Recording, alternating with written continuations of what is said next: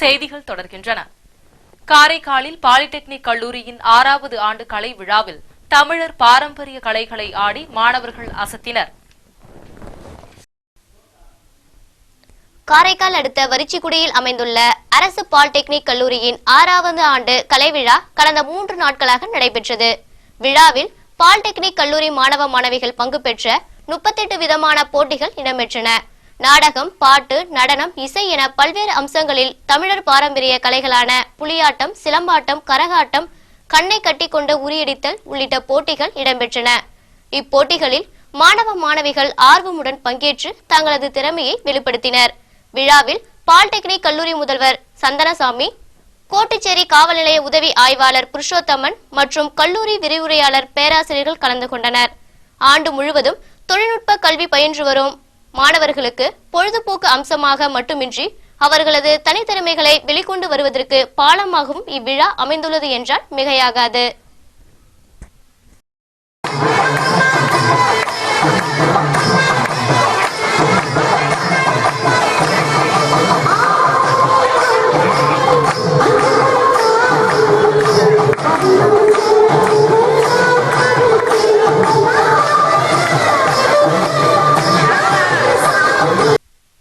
புதுச்சேரியில் பொங்கல் தின விழா பல்வேறு கல்வி நிறுவனங்களில் சிறப்பாக கொண்டாடப்பட்டது. புனித பேட்ரிக் மேல்நிலைப் பள்ளியில் பொங்கல் விழா ஆரம்ப பள்ளி வளாகத்திலும் தொடர்ந்து மேல்நிலைப் பள்ளி வளாகத்திலும் சிறப்பாக கொண்டாடப்பட்டது. இதில் சிறப்பு அழைப்பாளர்களாக இந்திரா காந்தி அரசு மகளிர் கல்லூரி முதல்வர் முனைவர் மாதவன், சமுதாய கல்லூரி விரிவுரையாளர் லட்சுமி தத்தை ஆகியோர் பங்கேற்று பொங்கல் விழா சிறப்பு குறித்தும் தேசிய அளவில் நடைபெற்ற இறகுபந்து போட்டியில் பதக்கங்களை வென்ற மாணவ மாணவிகளும் கௌரவிக்கப்பட்டார்கள். இந்நிகழ்ச்சியில் பள்ளி முதல்வர் பெடரிக், பள்ளி நிர்வாக அதிகாரி மார்டின், துணை முதல்வர் அல்போன்ஸ் இல்டா மற்றும் ஆசிரியர்கள் கலந்து கொண்டார்கள். இதில் நாட்டு நலப்பணி திட்டம், சமுதாய நலப்பணி திட்டம், சாரண சாரணியின் இயக்கம் மற்றும் பசுமைப்படை ஆகிய அமைப்புகள் அனைத்து மத ஆதரவற்ற முதியோர் இல்லங்களுக்கு அரிசி மூட்டைகள் கொடுத்து உதவினர். இதேபோல் அரும்பார்த்தபுரம் ப்ளூ ஸ்டார்ஸ் மேல்நிலைப் பள்ளியில் தமிழர் திருநாள் மற்றும் தமிழ் இலக்கிய பேரவை துவக்க விழா நடைபெற்றது. இதில் பள்ளியின் தாளாளர் ரவிக்குமார் தலைமை தாங்கி விழாவை தொடக்கி வைத்தார். பள்ளி கல்விக் கழக தலைவி வரலட்சுமி ரவிக்குமார் தமிழர் கலாச்சாரத்தின் மாண்பினை பற்றி சிறப்புரை வழங்கினார். பொங்கல் திருவிழாவின் சிறப்புகள் பற்றிய பாடல்களும் கிராமிய பல்சுவை கலை நிகழ்ச்சிகளும் பள்ளியில் நடத்தப்பட்டன. இந்நிகழ்ச்சியில் ஆசிரியர்கள், மாணவர்கள் திரளானோர் கலந்து கொண்டார்கள்.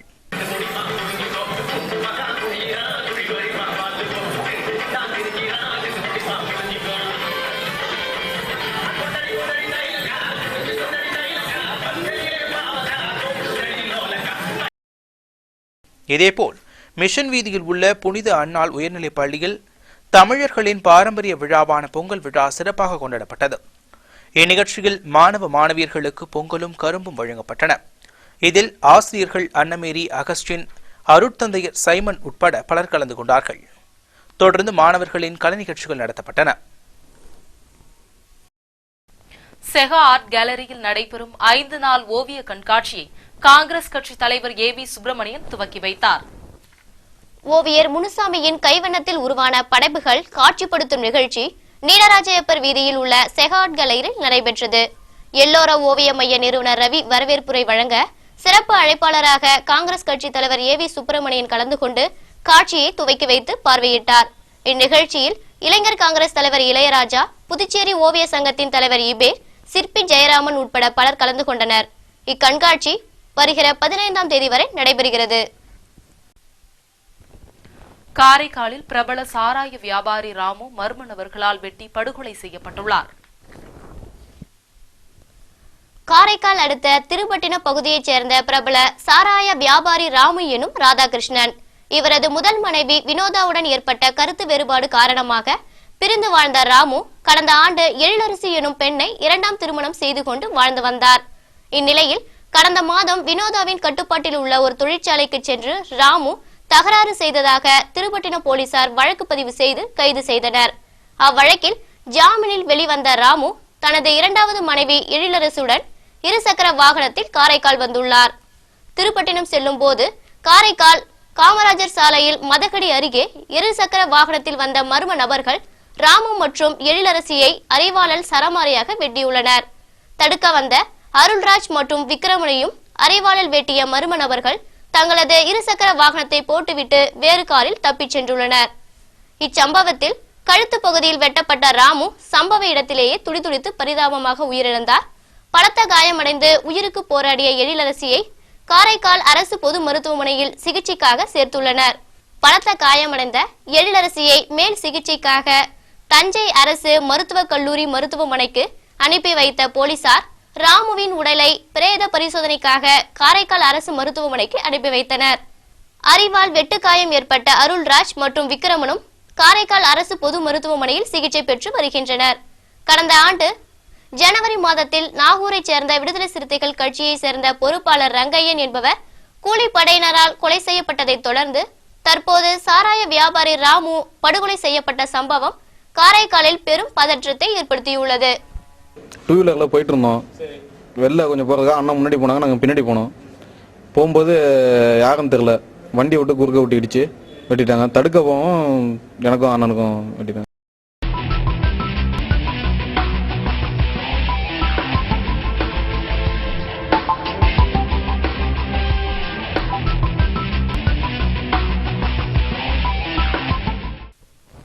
சீனாவின் தூண்டுதல்களால் இந்திய காண்டாமிருகங்கள் வேட்டையாடப்படுவதாக தகவல்கள் வெளியாகியுள்ளன. அசாம் மாநிலத்தில் உள்ள கைரன்கான் நேஷனல் பார்க் காண்டாமிருகத்திற்கு பெயர் போனதாகும். இந்த கைரன்கான் நேஷனல் பார்க்கில் சுமார் 2200க்கும் மேற்பட்ட இந்திய கரப்பின ஒற்றை கொம்பு கொண்ட காண்டாமிருகங்கள் வாழ்கின்றன. உலகில் அழிந்து வரும் விலங்கினங்களில் ஒன்றாக கருதப்படும் இந்திய காண்டாமிருகங்களை வேட்டையாட தடை விதிக்கப்பட்டுள்ள போதிலும் வேட்டைக்காரர்கள் காண்டாமிருகங்களை அதன் கொம்புக்காக வேட்டையாடி வருகின்றனர். கைரன்கான் நேஷனல் பார்க் மற்றும் அதன் சுற்றுவட்டார பகுதிகளில் கடந்த ஒரு ஆண்டில் மட்டும் 18 காண்டாமிருகங்கள் வேட்டையாடப்பட்டுள்ளதாக தகவல்கள் வெளியாகியுள்ளது.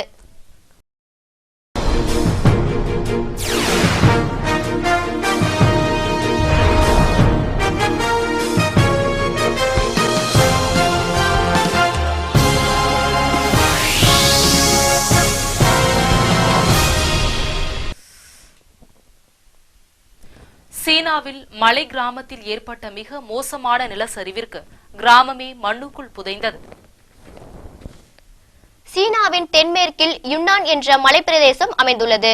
இங்கு கடுமையான மழை பெய்து வருவதால் திடீரென சேறு சகதிகளுடன் மண் சரிவு ஏற்பட்டது. இதனால் மலை கிராமமே அடியோடு அடித்து செல்லப்பட்டு மூழ்கி போனது.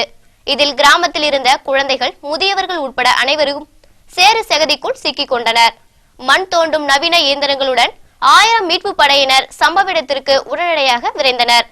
இதில் இறந்து போன 42 பேரின் உடல்களை மீட்பு படையினர் வெளியே எடுத்தனர். பலர் உயிருடன் மீட்கப்பட்டனர். மேலும் 40க்கும் மேற்பட்டோர் இந்த சகதிக்குள் சிக்கியிருக்கலாம் என அஞ்சப்படுகிறது. மீட்பு பணிகள் தொடர்ந்து நடந்து வருகின்றன. இனி வரும் வாரங்களில் மேலும் கடுமையான மழையும் பனிப்பொழிவும் இருக்கும் எனவும் மக்கள் தயாராக இருக்க வேண்டும் என்றும் அரசு கேட்டுக்கொண்டுள்ளது.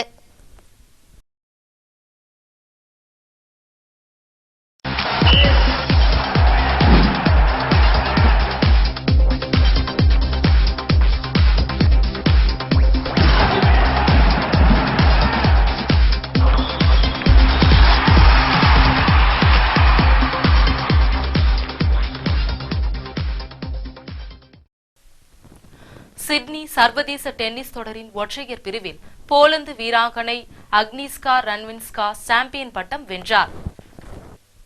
ஆஸ்திரேலியாவில் உள்ள சிட்னி நகரில் சர்வதேச டென்னிஸ் தொடர் நடக்கிறது.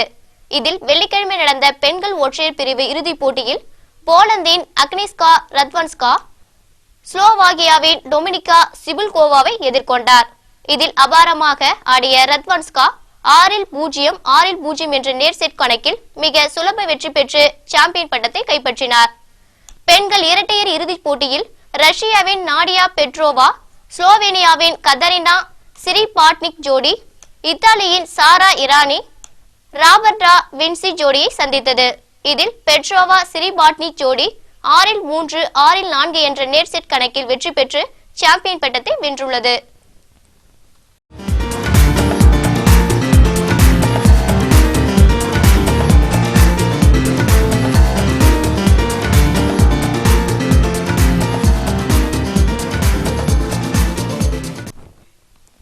உலக அழகி ஐஸ்வர்யா ராயுடன் நடிக்க விரும்புவதாக பவர் ஸ்டார் சீனிவாசன் தெரிவித்துள்ளார். தமிழ் சினிமாவில் பவர் ஸ்டார் எனும் பட்டத்துடன் வளர்ந்து கொண்டிருப்பவர் நடிகர் சீனிவாசன். லத்திகா படத்தின் மூலம் நாயகனாக அறிமுகமான சீனிவாசன் இப்போது ஆனந்த தொல்லை, கண்ணா, லட்டு தின்ன ஆசையா, ஐ உள்ளிட்ட படங்களில் நடித்துள்ளார். இதில் இவர் நடித்த கண்ணா, லட்டு தின்ன ஆசையா பொங்கல் விருந்தாக வர இருக்கிறது. இப்படம் குறித்து சீனிவாசன் கூறுகையில், இப்படத்தின் இயக்குனர் மணிகண்டன் எனது லத்திகா படத்தின் 250வது நாள் போஸ்டரை பார்த்து உடனே சந்தானத்தை தொடர்பு கொண்டு என்னை சந்திக்க வந்தார். இப்படத்தில் நடிக்கும்படி இருவரும் கேட்டனர். நானும் கதையை கூட கேட்காமல் உடன் நடிக்க ஒப்புக்கொண்டேன். படமும் நன்றாக வந்திருக்கிறது. தற்போது ஷங்கரின் ஐ படம் உள்ளிட்ட 3 படங்களில் நடித்து வருகிறேன். ஷங்கர் ஷாருடன் நான் ஒரு புகைப்படம் எடுக்க வேண்டும் என்று ஆசைப்பட்டேன். ஆனால் அதை அவரிடம் சொல்ல பயம். திடீரென ஷங்கரே வந்து, அண்ணே, உங்களுடன் நான் புகைப்படம் எடுத்துக் கொள்ளலாமா என்று கேட்டார். எனக்கு ஒரே ஆச்சரியமாக போய்விட்டது என்றார். தமிழில் த்ரிஷா, சமந்தா, அனுஷ்கா போன்ற நடிகைகளில் எந்த நடிகையுடன் உங்களுக்கு நடிக்க ஆசை என்று கேட்டபோது அவர்கள் யாரையும் எனக்கு பிடிக்கவில்லை. அவர்களுடன் நடிக்கும் ஆசையும் இல்லை. ஆனால் உலக அழகி ஐஸ்வர்யா ராயுடன் ஒரு படத்திலாவது நடித்துவிட வேண்டும் என்பதே தமது ஆசை என்று பவர் ஸ்டார் சீனிவாசன் கூறியுள்ளார். இன்றைய செய்திகள் நிறைவடைவதற்கு முன்பு தங்கம் மற்றும் வெள்ளியின் விலை விவரம். இது தங்கமான உறவு. ஜோசா லுகாஸ். புதுச்சேரியின் இன்றைய தங்கம் மற்றும் வெள்ளி விலை விவரம். தங்கம் 1 கிராம் 2875 ரூபாய், வெள்ளி 1 கிராம் 61 ரூபாய்.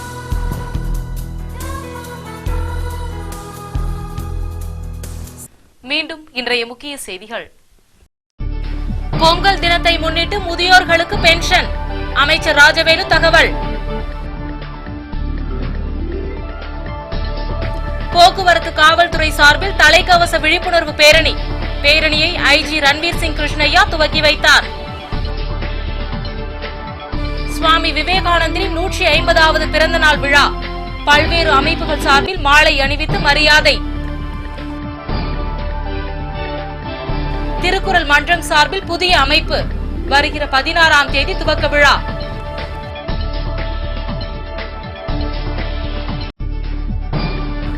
காரைக்கால் பாலிடெக்னிக் கல்லூரியின் 6வது ஆண்டு கலை விழா. தமிழர் பாரம்பரிய கலைகளை ஆடி மாணவர்கள் அசத்தல். கல்வி நிறுவனங்களில் பொங்கல் பண்டிகை கொண்டாட்டம். ஆசிரியர்கள், மாணவர்கள் திரளாக பங்கேற்பு. இத்துடன் இந்த செய்தியறிக்கை நிறைவடைகின்றன. வணக்கம்.